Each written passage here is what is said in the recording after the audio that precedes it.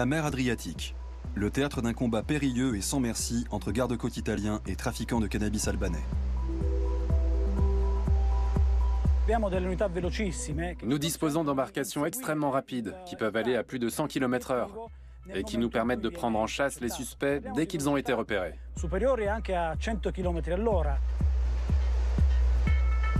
Ils luttent contre la criminalité, là où d'autres passent leurs vacances.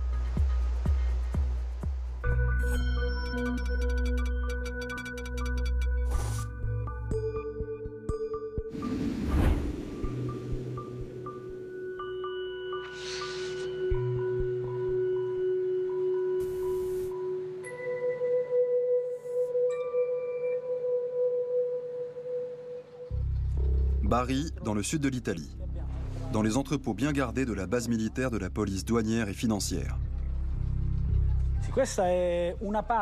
C'est une partie de la cargaison de cannabis que nous avons saisie sur des bateaux.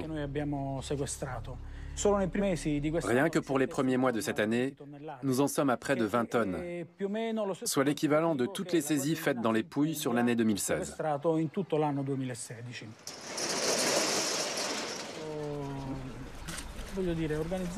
Le capitaine Antonello Maggiore sillonne la mer depuis 25 ans. Plusieurs fois décoré, il est à la tête d'une unité de 200 gardes-côtes. Son champ d'action, le sud de l'Adriatique. Et voici ses trophées de chasse. Des bateaux maniables et très puissants que ces hommes ont saisis en pleine mer aux mains des trafiquants.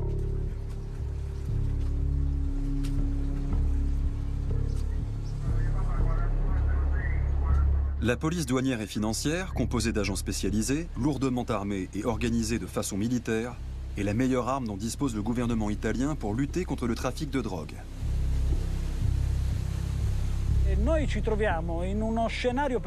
Nous opérons dans une zone qui a toujours été le siège de trafic divers. Autrefois, il s'agissait de cigarettes. Aujourd'hui, c'est la drogue. Nos policiers sont les mêmes. Ils sont devenus de véritables experts. En fin d'après-midi, ils mettent le cap à l'est, vers la zone où les trafics sont intenses et où seulement 70 km séparent le talon de la botte italienne de la côte albanaise.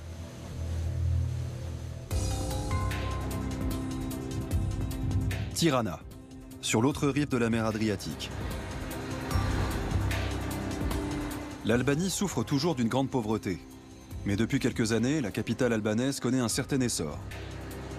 Ce boom économique, elle le doit en partie à l'argent de la drogue.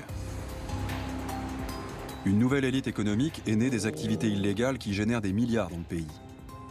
Le pouvoir de la mafia du cannabis est immense. Mais plus pour très longtemps. C'est en tout cas ce que soutient le Premier ministre albanais, Edi Rama, à la tête du pays depuis 2013.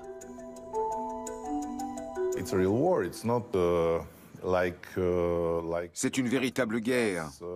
Il ne s'agit pas juste de débroussailler son jardin. Par moments, nous menons des offensives contre les criminels, auxquels ils répondent aussitôt par des contre-offensives. Nous avons de bonnes raisons de croire que tout ceci prendra fin cette année, car nous allons faire le ménage.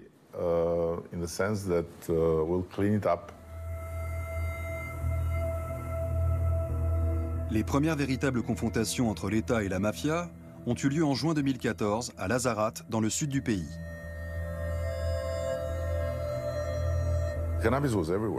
Il y avait du cannabis partout, et nous lui avons déclaré la guerre. Nous avons fini par vaincre les barons de la drogue à Lazarat. Et nous avons rendu publiques les opérations de police, qui étaient tenues secrètes jusqu'à notre arrivée au pouvoir. Le Premier ministre voulait faire un exemple quelques semaines avant que l'Union européenne n'examine la candidature d'adhésion de l'Albanie. Après 5 jours de siège, le bilan est sans équivoque. Plus de 70 tonnes de cannabis saisies, 133 000 plants détruits et des dizaines d'arrestations.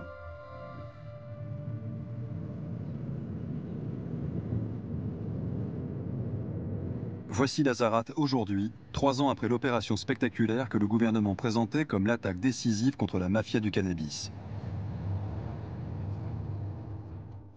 Qu'est devenu le village que les médias présentaient alors comme le bastion de la drogue en Europe? Que sont devenus ceux dont les familles vivaient de ces cultures? comme celle de Rémi Rabi.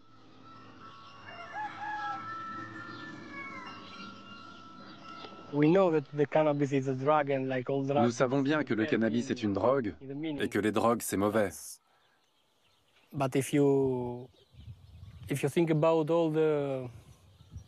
Mais si vous considérez la situation dans son ensemble et l'histoire du village, vous verrez que nous n'y sommes pour rien. Les responsables sont ceux qui ont laissé le village à l'abandon. Ceux qui ont promis que tout irait mieux une fois que le cannabis aurait disparu. Ils nous ont fait espérer et on y a cru. En vain. C'est pour ça que j'ai mal quand je vois le village de mon enfance dans cet état.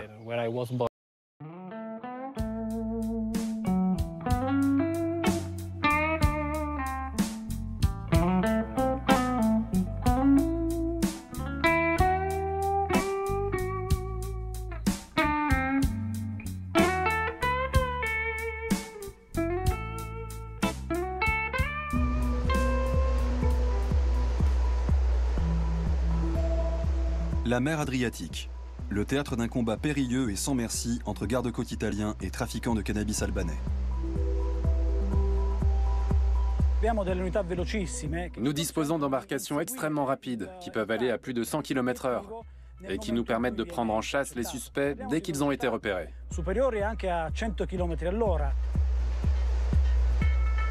Ils luttent contre la criminalité, là où d'autres passent leurs vacances.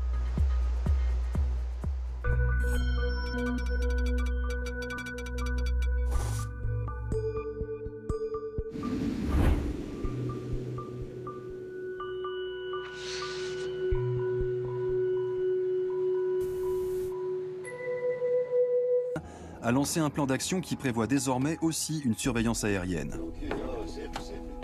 Le chef de la brigade judiciaire, Yossif Stembari, en est le coordinateur. Aujourd'hui, il se rend dans la préfecture de Berat, au sud de Tirana.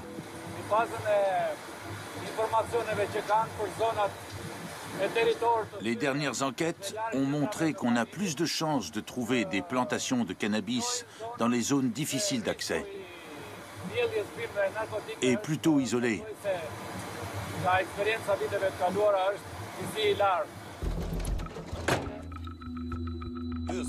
Le pays, candidat à l'entrée dans l'Union européenne, multiplie les démonstrations de force. Le gouvernement veut prouver qu'il est prêt pour le début des négociations d'adhésion.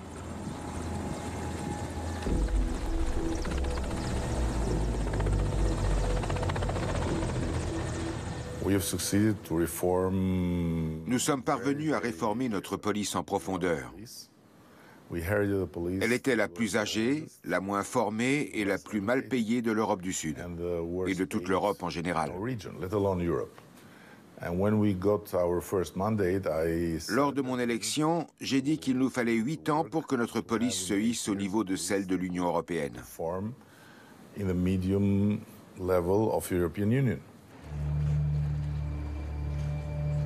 Malgré tout, des doutes subsistent quant à la détermination du gouvernement albanais. À seulement 2000 km de là, à Bâle, vit un policier anti-drogue albanais. Il a fui son pays en 2015.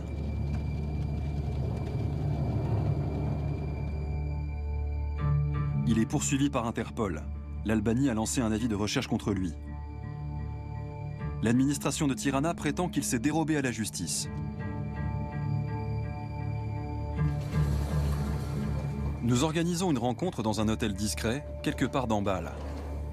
L'ancien enquêteur se sent constamment suivi. Il est persuadé d'avoir mis trop de zèle dans son travail et d'avoir été trop loin dans ses découvertes. Si bien qu'il s'est lui-même retrouvé dans le viseur de ses collègues.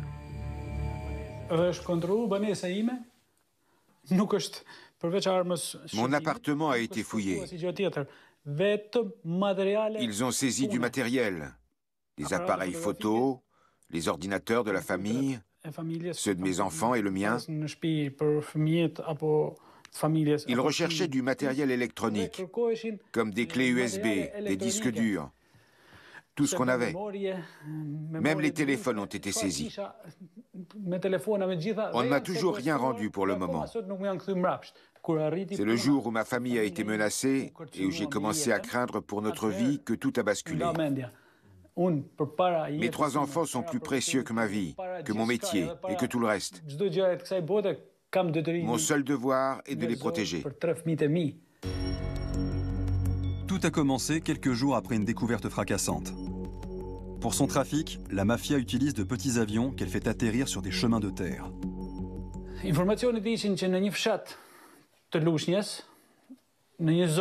J'avais obtenu l'information selon laquelle, dans un petit village isolé du nom de Louchnier, se trouvait une bande d'asphalte qui se prêtait parfaitement à l'atterrissage des petits avions. Je m'étais aussitôt rendu sur place avec mon chef, mon supérieur hiérarchique direct.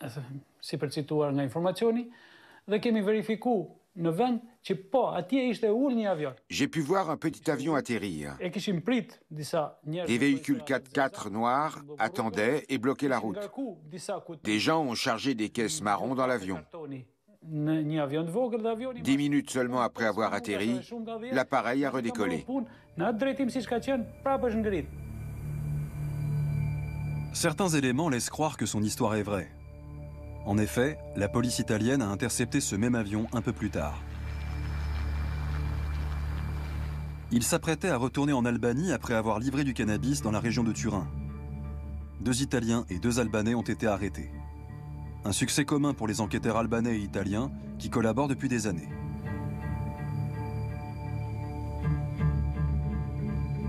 Mais pour notre enquêteur, c'était le début des ennuis. On m'a accusé d'abus de pouvoir parce que, soi-disant, j'avais vendu des informations à la police italienne.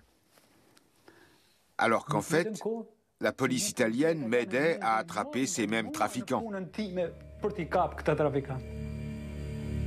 Un enquêteur zélé, ouvertement freiné par d'autres enquêteurs tandis que la mafia fait ses petites affaires. Le gouvernement albanais ne souhaite pas s'exprimer là-dessus. Les autorités suisses, elles, ont trouvé sa version des faits plausible et lui ont accordé l'asile politique puisqu'il est poursuivi dans son propre pays.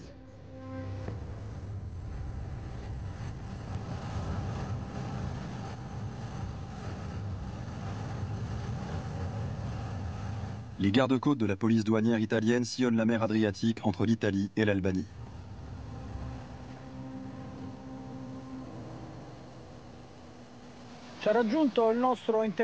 C'est notre bateau le plus performant.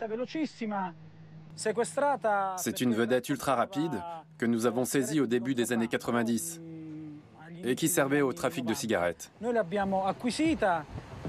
l'avons récupérée et l'utilisons pour lutter contre le trafic de drogue en mer.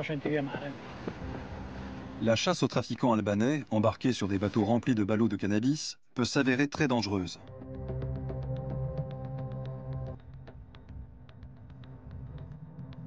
Lorsqu'il y a de la houle, les manœuvres d'accostage sont risquées. Les criminels savent qu'ils risquent jusqu'à 20 ans d'emprisonnement et tentent le tout pour s'échapper.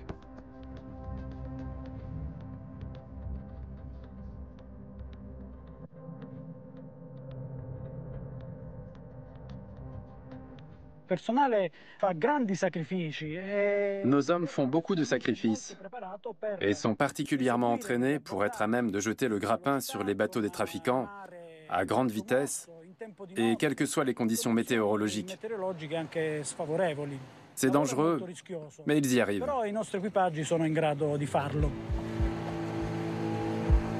Le soleil se couche lentement sur l'horizon. La nuit risque d'être longue.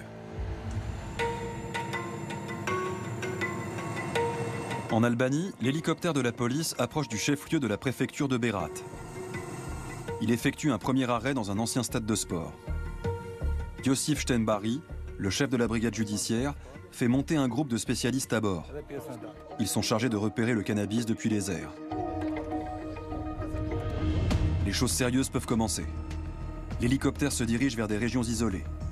Il survole des vallées escarpées et des sommets qui culminent à 2500 mètres. Après la grande offensive sur Lazarat, la mafia du cannabis s'est retirée par ici. Aujourd'hui, elle cultive ses plants dans des vallées inaccessibles et dans de petites clairières.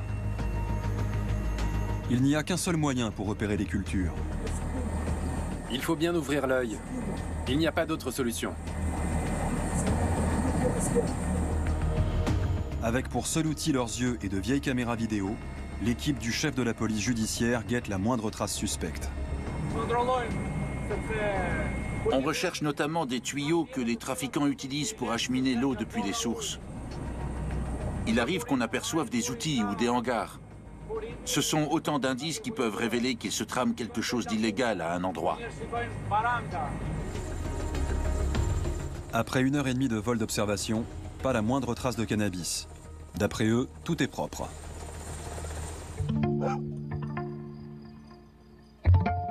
Cela signifie-t-il vraiment que le cannabis n'est plus cultivé en Albanie? Un de nos contacts dans les montagnes nous affirme tout le contraire. Nous entamons alors un périple vers l'inconnu qui va durer des heures. Nous voici sur une rivière. Il ne faut surtout laisser aucune trace.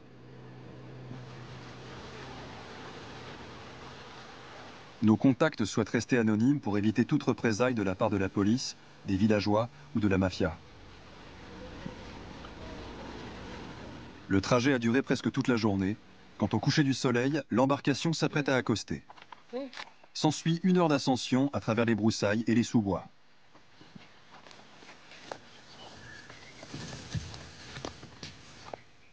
Soudain, dans une clairière, nous découvrons de jeunes plants de cannabis et les 2 jeunes bergers qui les cultivent.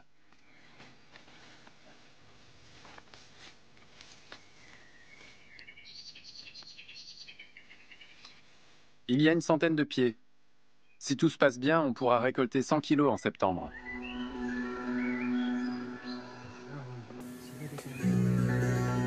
Ils ne dévoileront pas l'identité de ceux qui leur ont fourni les graines, ni de ceux qui viendront leur acheter leur récolte, dont ils espèrent tirer 4 000 €.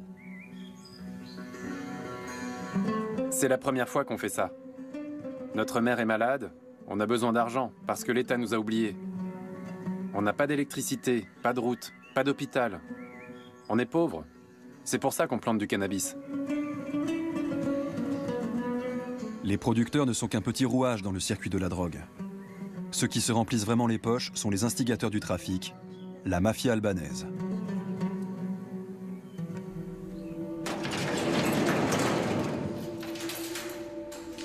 On peut se faire une idée des sommes qui sont en jeu dans ces entrepôts des environs de Tirana, placés sous haute surveillance. Après d'interminables tractations, le ministère public accepte enfin de nous présenter son trésor de guerre. L'entrepôt où sont conservées les saisies. Elles se chiffrent ici en tonnes. Leur valeur marchande se calcule en millions d'euros.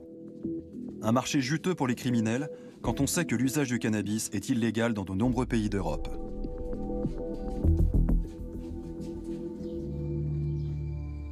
La police albanaise multiplie les interpellations et publie des vidéos spectaculaires à tour de bras. Comme récemment, celle d'une opération dans la région de la ville portuaire de Vlora.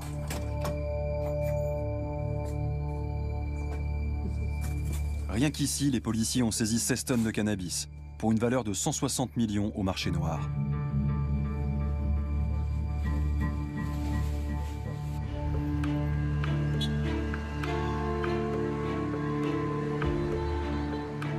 Ces succès sont aussi la preuve que les activités des narcotrafiquants perdurent. Le gouvernement donne pourtant l'impression depuis quelques mois d'avoir placé la lutte contre la mafia du cannabis au centre de ses priorités.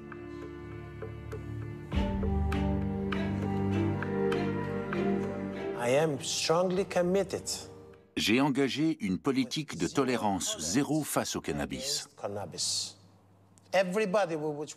Quiconque est impliqué dans son trafic, à un niveau purement technique ou au niveau décisionnel, au ministère de l'Intérieur ou dans toute autre structure, sera arrêté et traduit devant la justice. Autrefois, ce soldat d'élite combattait les talibans en Afghanistan. Aujourd'hui, il arrête des narcotrafiquants, pas moins de 70, rien qu'en juin et en juillet.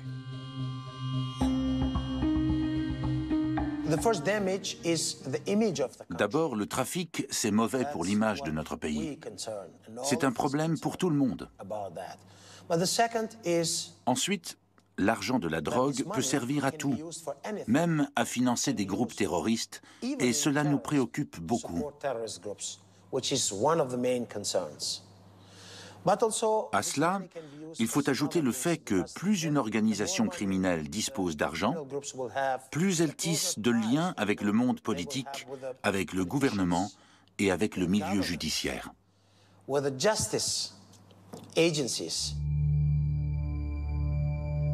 Pour le policier antidrogue exilé en Suisse, les paroles de son employeur sonnent faux.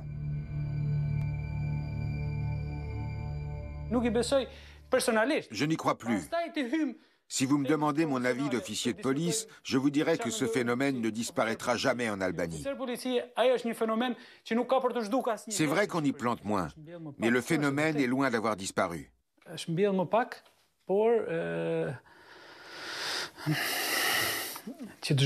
Il ne disparaîtra jamais totalement, vous pouvez me croire. Ça ne finira jamais. Une chose est sûre, des tonnes de cannabis continuent d'affluer vers l'Italie. Et les bateaux de trafiquants que les gardes-côtes interceptent transportent des quantités de marchandises qui valent des millions. 21h30. Le navire de la police douanière s'approche du canal d'eau 30, le passage le plus étroit de l'Adriatique. C'est précisément dans cette zone que le trafic maritime de drogue des Balkans vers l'Italie est le plus important.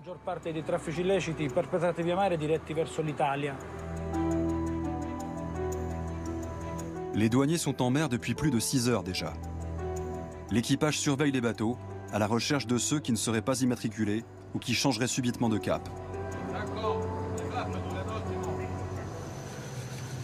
À l'arrière, le cuisinier prépare un encas pour le repas de la nuit.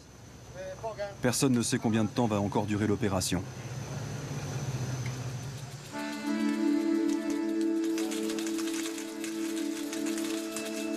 On comprend mieux l'attractivité du commerce du cannabis quand on s'enfonce dans la campagne albanaise.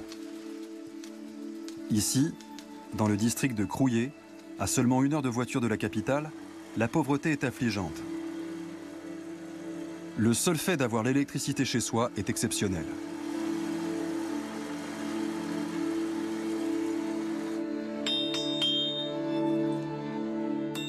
Dans ces régions arriérées et sans perspective d'avenir, de nombreux Albanais vivent dans les mêmes conditions que le paysan et forgeron Besim Usa. Père d'une famille de 4 enfants, il ne touche guère plus que 35 € d'aide par mois. Ça suffit tout juste pour le café, dit Besim. Il ne peut se permettre de fumer que parce qu'il cultive lui-même son tabac. La vie ici est vraiment dure. Il n'y a pas de route. Pas de travail, rien. On n'a même pas d'hôpital.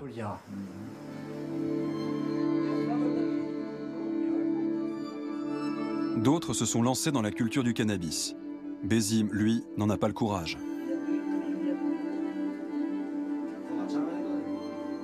Je n'ai jamais touché au cannabis. Je sais bien que ceux qui en font le commerce ou qui vendent des armes gagnent beaucoup d'argent. Mais je ne veux pas me mêler de ça. Je préfère travailler le fer. Il est presque minuit. L'équipage italien sillonne l'Adriatique entre l'Albanie et l'Italie depuis l'après-midi.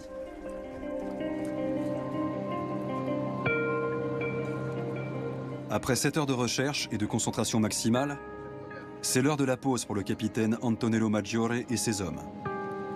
À moins d'un imprévu, ils remettront bientôt le cap sur Bari.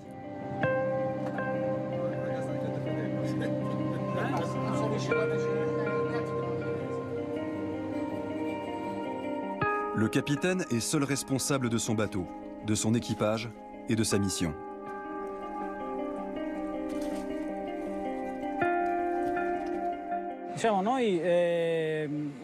Le plus souvent, nous travaillons dans l'ombre, bien loin des projecteurs. Mais nous savons que nous rendons service à nos concitoyens. Nous avons un devoir envers la communauté. Lorsque nous saisissons de la drogue, ce sont nos enfants et nos adolescents que nous protégeons de ce poison. Et les recherches se poursuivent jusqu'au petit matin.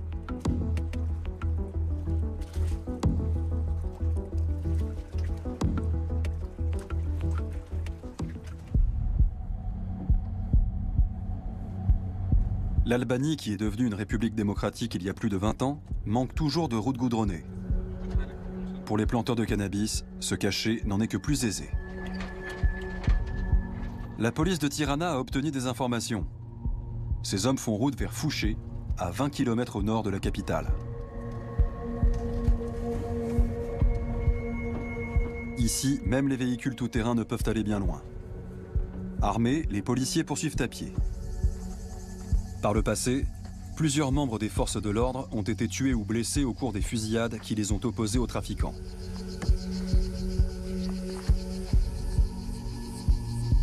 Il est à peine 7 heures. La chaleur est déjà écrasante. Quelque part dans cette zone immense, des trafiquants font pousser du cannabis.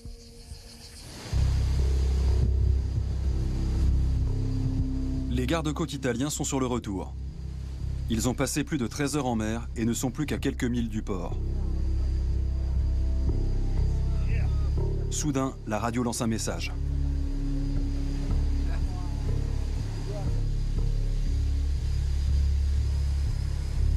À 5h30 du matin et à seulement quelques encablures de Bari, le bateau change de cap.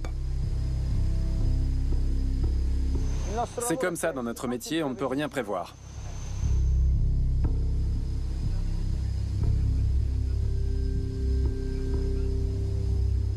Ils doivent aller intercepter un navire suspect repéré à 2 heures de là, plus au nord. Encore de longues heures en mer en perspective.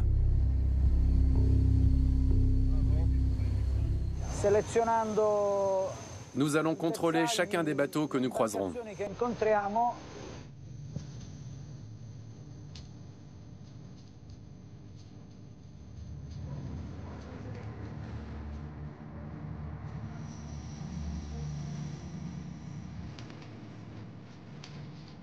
Il ne tarde pas à tomber sur l'embarcation suspecte. Il bat pavillon américain et il est immatriculé dans le Delaware.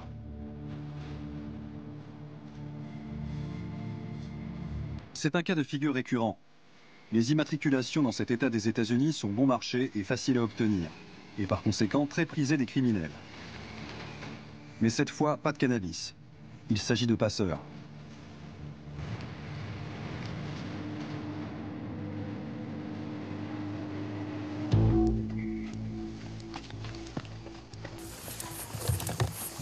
Les policiers albanais ont trouvé un passage taillé dans les broussailles. Celui-ci conduit à un champ de cannabis fraîchement arrosé.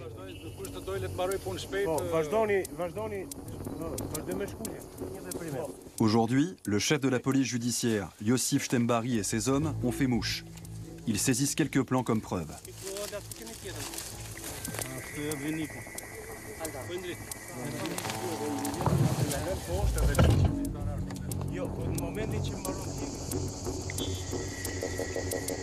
Ils prennent des photos et des mesures et déterminent les coordonnées satellites du champ.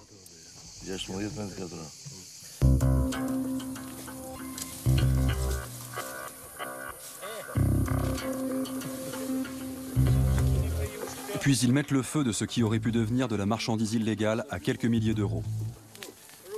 Dans quelques semaines, les plantes auraient commencé à produire de la résine.